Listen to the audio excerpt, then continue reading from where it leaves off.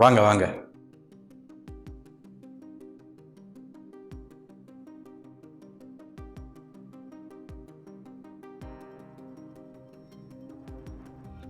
மூணு வருஷம் வந்துருக்கு, யாரும் வரல இல்லையா? அப்பா ஒரு முக்கியமான வேலையை வெளியில போயிருக்காரு, அதான் வரல. அப்புறம் இங்கே உள்ள காரியங்கள் எல்லாம் புரோக்கர் சொல்லியிருந்து இல்லை. புரோக்கர் எல்லாம் சொல்லியிருந்த அப்பாயும் மகளை மட்டும்தான் உண்டு, எல்லாம் அறிஞ்சிட்டு தான் வந்துருக்கேன். ஆமா, உங்க மகன் எங்க வேலை செய்யான்னு சொன்னியா? அவ பெங்களூர்ல வேலை செய்யா. பெண்ணு பார்க்க வந்திருக்கேன், குடும்பக்காரன் மாதிரி இல்லையா? இவ்வளவு பெண்ணு பார்க்க வீடு ஃபுல்லா ஆளுவா இல்ல மேன. அது யார்கிட்டையும் சொல்லல பாருங்க, என்கேஜ்மெண்ட் இல்லை பெண்ணு பார்க்க வரதானே, சும்மா இருக்க அவங்க தொந்தரவு பண்ணியா. அது சரிதான், நம்மளே பேசிட்டு இருக்கேன். பெண்ணு அங்க பெண்ணை வர சொல்லுங்க. சரி சரி, அவ டீ போட்டு நிக்கா பாருங்க, நான் போய் கூட்டிட்டு வரேன்.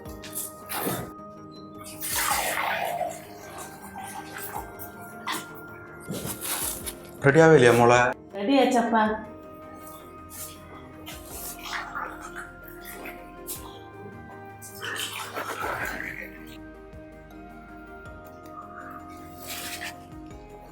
எப்படியாப்பா ஓகே தானே? ஓகே தான். பெரிய வீடு, பெரிய டிவி, நல்ல சோபா இல்ல மோன. சும்மா இருக்குது, நீங்க ஒரு சோபா பார்த்துட்டு இல்லையா? அவங்க கேட்டா இப்ப என்ன தெரியும், ஏதோ சோபா காண தாழ்ந்துல என்ன பண்ணுவாங்க. கொண்டு கூட மோளை.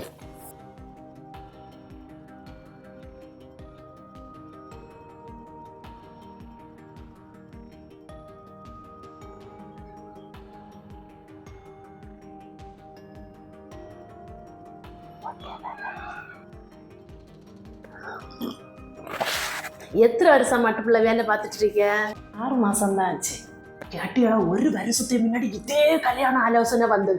நான் கூட உங்களுக்கு போன் பண்ணியிருந்தேன். நீங்க எதையும் படிச்சு முடிஞ்ச பிறகுதான் கல்யாணம். இப்ப பாத்தீங்களா, சுத்தி கிறங்கி நாங்களே இங்க வந்துட்டோம். இதுக்கிடையில நாங்க இல்ல நாங்க ஒரே கம்ம பெண்ணு பார்க்க போவே இல்ல. இதுதான் இது. இப்ப பாத்தீங்களா, நாங்களே இங்க வந்துட்டோம். நம்மளே பேசிட்டு இருந்தா எப்படி? அவிய 2 பேரும் பேசண்டாமா? ஞாபகம் உண்டு, அதை இதுவும் பேசி கொள்ள ஆக்கிறாரு. போய் பேசிட்டாருங்க 2 பேரும். போய் பேசிட்டு வா. வெளியில போய் பேசுவோமா?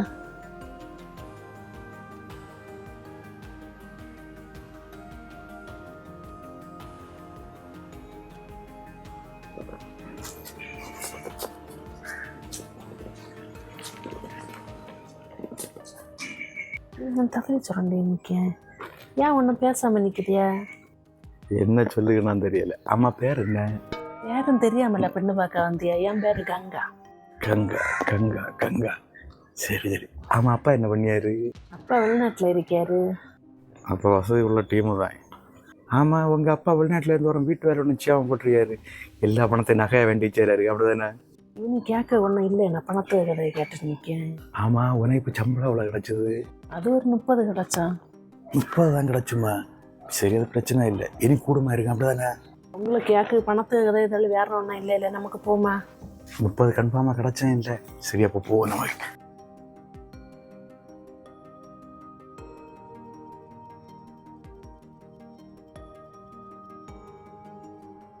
எப்படி இவனை பிடிச்சிருக்க? எப்படி ஓகே தானே? பையனு வெக்கத்தை பார்க்கல, பிள்ளைகிட்ட கேட்கண்ட. இவனை யாரு பிடிச்சாது? நல்ல வேலை, நல்ல வீடு, நல்ல காரு, ஏசி, 2 பேருக்கும் பிடிச்சிருக்குல்ல. அப்ப அடுத்த கட்ட காரியத்தை பேசுவோமா? என்ன காரியம்? புரோக்கர்களை பற்றி எல்லாம் சொல்லியிருப்பாருல்ல. அதாவது நான் என்ன சொல்ல வாரேனா மோனே, நீ சரியாவது மோளை நீ சொல்லிக்கிடு. அதாவது ஏன்னா கல்யாண நேரத்துல 75 பவுன், மாப்பிள்ளைய தம்பியாரு 1 பவுன், அப்புறம் அந்த லாக்கெட்டு 1/2 பவுன், அப்படி 76.5 பவுன் உண்டுல்லாமா. எனக்கு மாப்பிள்ளை கவர்மெண்ட் வேலை, ஆனா பியூன் இருந்தாலும் எனக்கு அவ்வளோ தந்துருந்து. இவனே காரியம் அப்படி இல்லை. நல்ல வேலை, நல்ல வீடு, காரு. நான் சொல்லியது உங்களுக்கு புரியுதில்ல? என்ன சொல்லி என்ன?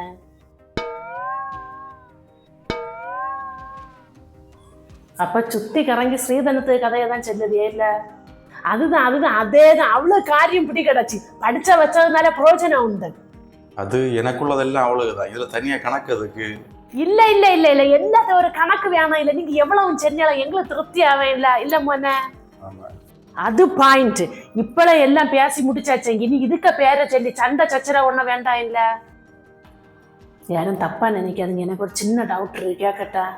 கேளு பிள்ளை கேளு. பொம்பளை பிள்ளைன்னா இப்படிதான் இருக்கணும். கேளு. அது இல்ல, உங்க மகன் என்ன கல்யாணம் பண்ணியதுக்கு நாங்க எதுக்கு உங்களுக்கு ஸ்ரீதனம் தரனா? என்ன மொளை இதெல்லாம்? அப்பா நான் யாரையும் குற்றப்படுத்தலை, சும்மா தெரிஞ்சிருக்கணும் இல்லை.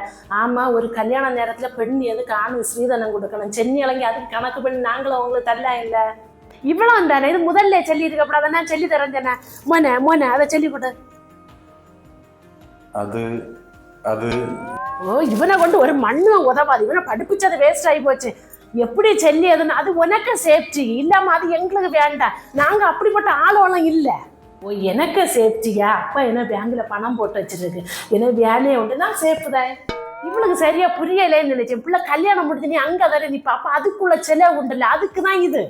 ஓ, அப்ப நான் அங்க வந்த எனக்கு செலவுக்குள்ள பணமாக கல்யாண நேரம் ஸ்ரீதனம்மா தர்றதில்ல. அப்ப சரி சரி. ஓ, அப்ப நான் அங்க வந்தாலே ஒரு வேலையும் செய்யாம 3 நேரம் சாப்பாடு அந்த துணியெல்லாம் எடுத்து தருவியலா இருக்கேன்ல, அது அப்படி சரியாவேன். இவ்வளோ கல்யாணம் பண்ணி குடிக்க தர வீட்டில் உள்ள வேலையை நாங்கள் இன்னும் சேர்ந்து தான் செய்வோம்.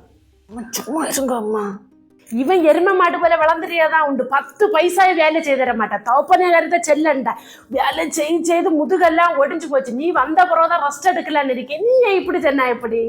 ஓ, அப்பா இதுக்காக கல்யாணம் சீக்கிரம் வேணும்னு சொன்னதில்ல. நான் அங்க வந்து அங்க உள்ள அப்பாயும் அம்மையும் மௌலுக மோனு காரியத்தை நான் பார்க்கணும், அப்படிதானே? அவ்வளவுதான் பிள்ளை, சிம்பிள். அப்ப நான் அங்க வந்து வீட்டில் உள்ள எல்லா வேலையும் செய்யணும், வேலை செய்துட்டு பணமும் உங்க கையில கொண்டு தரணும், அப்படிதானே?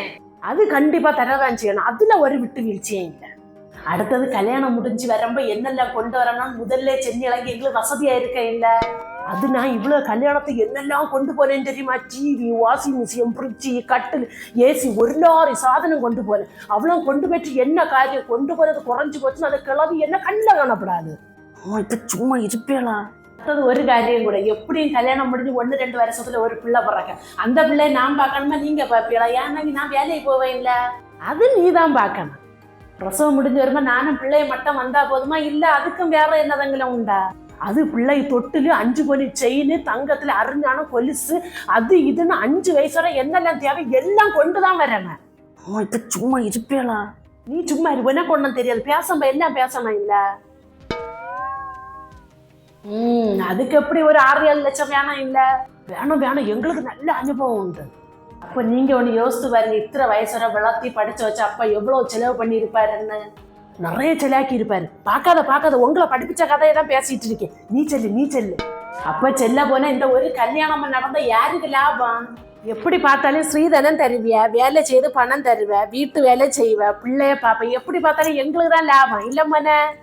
சும்மா இருக்குது. அவ என்ன செல்ல உங்களுக்கு தெரியுதா? அவ தமிழ்ல தானே சொல்லியா, உன புரியலையா? நீ செல்லு, எங்களுக்கு தான் லாபம். நீ செல்லு.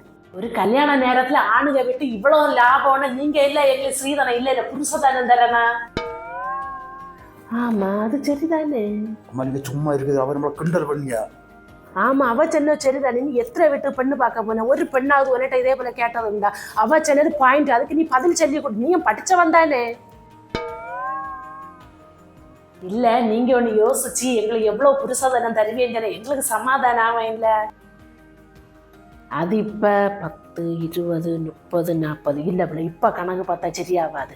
நான் வீட்டில் இப்போ அவியல்கிட்ட பேசிட்டு கணக்கு எப்பவுமே கரெக்டாக இருக்கணும். நாங்கள் பேசிட்டு நைட்டு முடிஞ்சு சொன்னா போறாதா பிள்ளை? நீங்கள் யோசிச்சு சொன்னா போற. சரி, அப்போ எல்லாம் நாங்கள் சொன்னது போல. சரி, நாங்கள் கிளம்பட்டேன். நீ நம்மள பணத்தையே பார்த்துட்டு இருக்கேன், வேண்மை 2 எடுத்து நவிய ஒன்றும் செல்ல மாட்டேங்க. சரி, அப்போ நாங்கள் கிளம்பட்டா?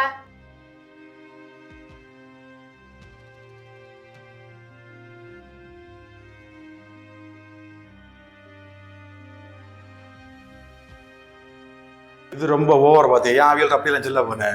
நான் சொன்ன தப்பு ஒன்றும் இல்லைப்பா. இல்லைனாலும் நீங்க இவ்வளோ நேரம் பார்த்துட்டு தானே இருந்தேன். நீங்க சொல்லுங்க, நான் சொன்ன தப்பா?